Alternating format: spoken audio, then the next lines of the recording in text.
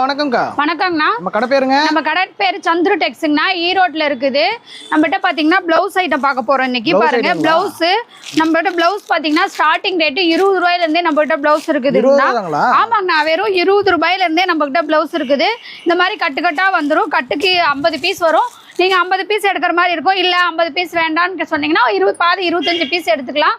நம்மகிட்ட 20 ரூபாயில இருந்து பாத்தீங்கன்னா 20, 30, 40, 50 அந்த மாதிரி எல்லா ரேட்லயுமே நம்மகிட்ட பிளவுஸ் இருக்குது. இந்த மாதிரி கலம்பரி பிளவுஸும் நம்மகிட்ட இருக்குது. Design blouse.